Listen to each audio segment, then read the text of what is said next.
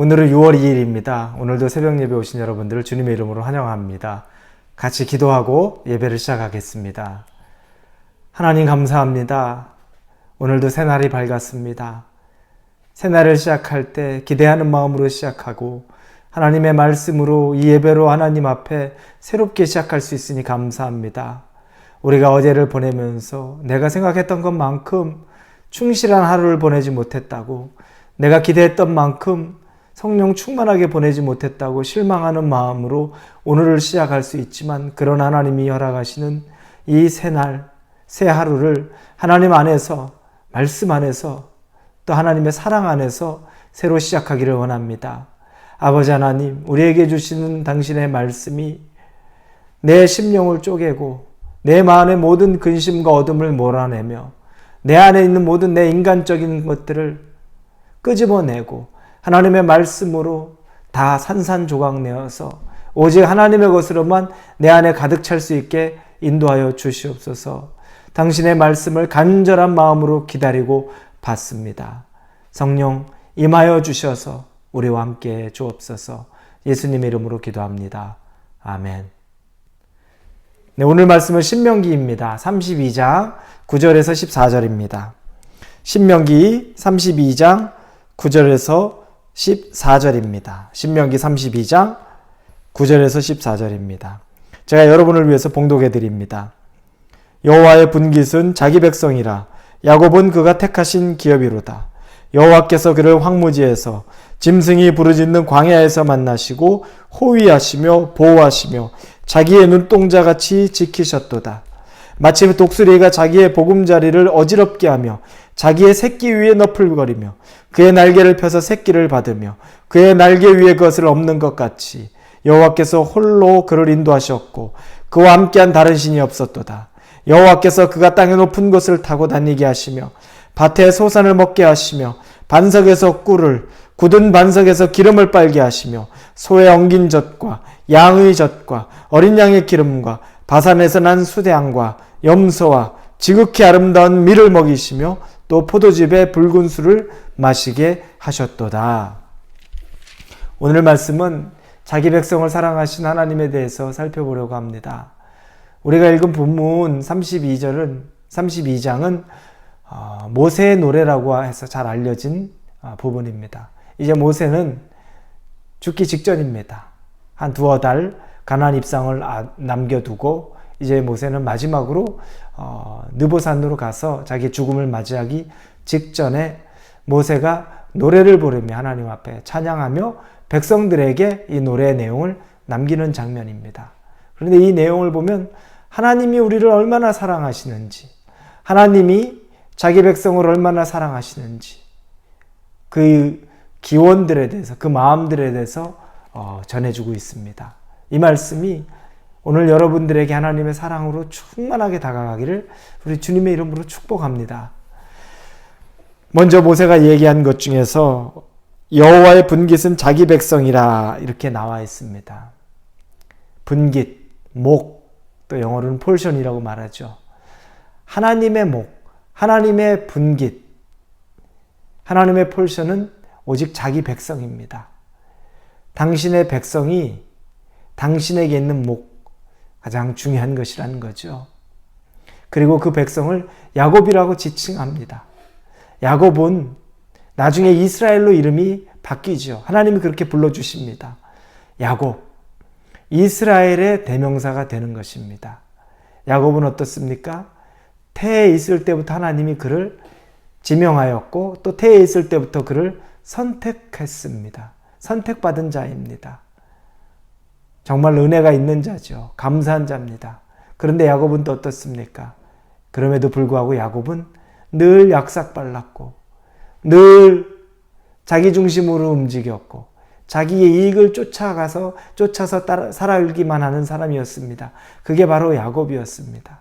그래서 자기의 약삭발음으로 자기의 이익을 쫓는 마음 때문에 부모 형제를 떠나서 광야를 지나 자기의 삼촌 하란으로 가게 되는 일들을 우리는 보게 됩니다. 오늘 본문의 말씀에 보니까 야곱은 그가 택하신 기업이로다. 10절에 여호와께서 그를 황무지에서 짐승이 부르짖는 광야에서 만나시고 호위하시며 보호하시며 자기의 눈동자같이 지키셨도다. 야곱이 지나갔던 길이 황무지 같고 광야와 같고 그 길을 다 지나갔습니다. 그리고 이스라엘 백성들이 황무지 같은 애굽에서의 삶을 살았고 광야 또 출애굽한 이후에 광야 세월을 살았습니다. 하나님이 야곱을 통해 이스라엘에게 말씀하시고 또 이스라엘이 그렇게 살았고 또 저와 여러분도 그런 삶을 살고 있습니다. 하나님에게 있어서 우리도 동일하게 택함을 받았고 하나님의 구원으로 말미암아 그 은혜 가운데 있는데 저나 여러분이나 약삭빠른 마음으로 이 세상을 인간적인 마음으로 살아갈 때가 얼마나 많습니까? 그로 말미암아 우리가 우리 스스로 자초한 광야와 같은 삶, 황무지와 같은 삶을 살아가고 지나가고 있는 것입니다. 그럼에도 불구하고 하나님이 어떻게 하셨습니까? 하나님은 만나시고 호위하시며 보호하시며 자기의 눈동자같이 보호하셨다고 말합니다. 가장 예민한 것, 그 예민한 것을 보호하시는, 눈동자같이 보호하시는 하나님, 그 하나님이 그렇게 표현을 하십니다. 약삭빠른 야곱, 약삭빠른 이스라엘, 약삭빠른 우리들을 하나님이 그렇게 보호하신다는 겁니다. 그리고 비유를 들어 말합니다. 11절에 독수리의 비유를 들읍니다. 독수리가 자기의 보금자리를 어지럽게 하며 자기의 새끼 위에 너풀거리며 그의 날개를 펴서 새끼를 받으며 그의 날개 위에 것을 엎는 것 같이. 이게 무슨 말일까? 마치 독수리가 자기의 보금자리를 어지럽게 하며 독수리가 자기의 자녀를 훈련시키는데 어린 독수리가 자기의 둥지 안에서 힘없이 있는 것을 원하지 않습니다. 강인하고 강력하고 새의 왕 같은 모습으로 서기 위해서 그 어린 독수리를 계속 깨우는 겁니다. 그를 깨우고 다시 일깨우고 그를 자극합니다. 하나님이 우리에게 훈련을 주시는 것, 우리에게 광야를 주시는 것, 우리에게 어려움을 주시는 것은 우리를 자극하는 것입니다. 우리를 강하게 만드는 것입니다.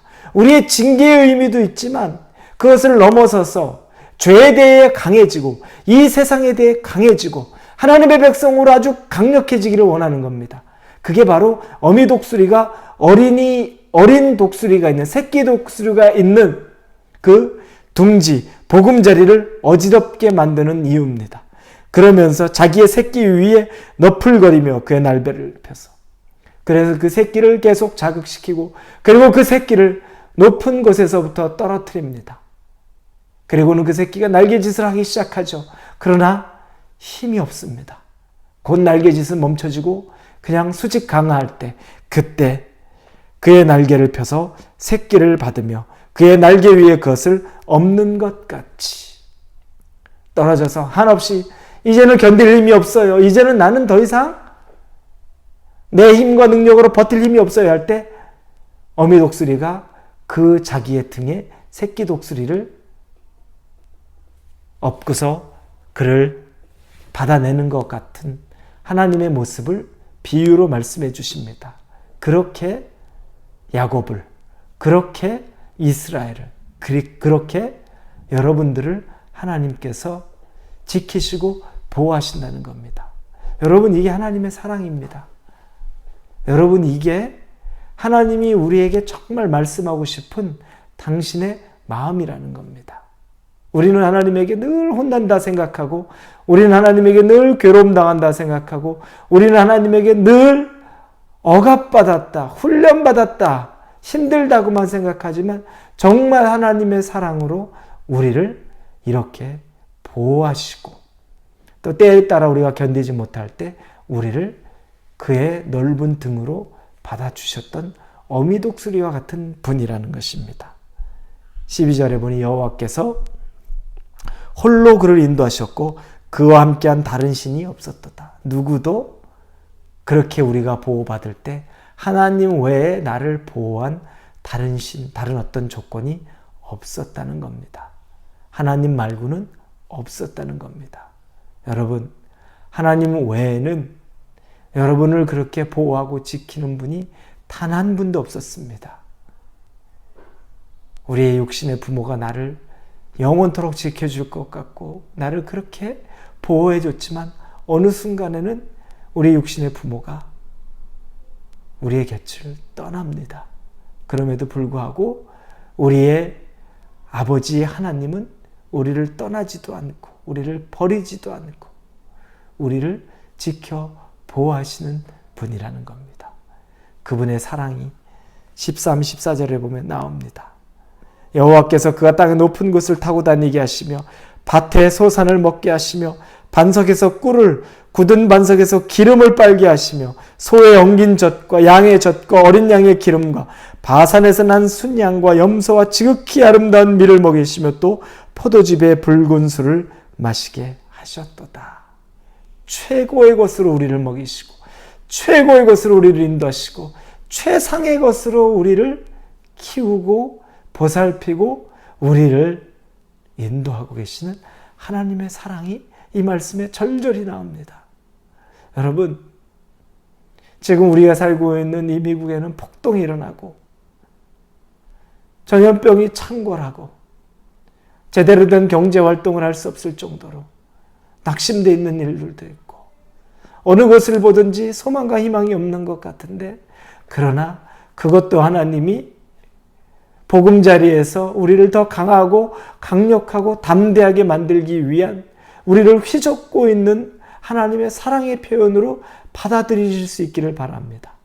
그러면서 그 안에서 우리를 그냥 내버려 두고 포기하고 우리를 낭떠러지에서 떨어뜨려서 우리가 그냥 땅에 곤두박질 치는 것이 아니라 우리 힘이 닿을 때 우리를 등으로 업으셨던 그 하나님이 우리를 어떤 때에라도 그 약삭 발랐던 야곱이 하란으로 도망가면서 베델에서 하나님을 만났고 다시 하란에서 자기 고향을 돌아오면서 형이 두려워서 하나님밖에 없어서 다시 또 그 광야에서 무릎 꿇고 기도할 때 만나셨던 나타나셨던 그 하나님의 사랑이 여러분 가운데도 이스라엘에게도 나타났기에 우리에게도 동일하게 나타날 줄로 믿습니다. 하나님은 사랑이십니다. 하나님은 정말 사랑이십니다. 그분에게 사랑을 빼고서는 이해할 수가 또 그분을 말할 수가 없습니다.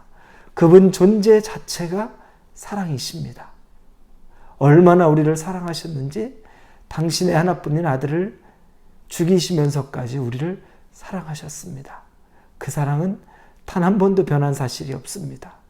어떤 환경에 어려움이 온다 해도 그 사랑은 바뀐 적이 없습니다.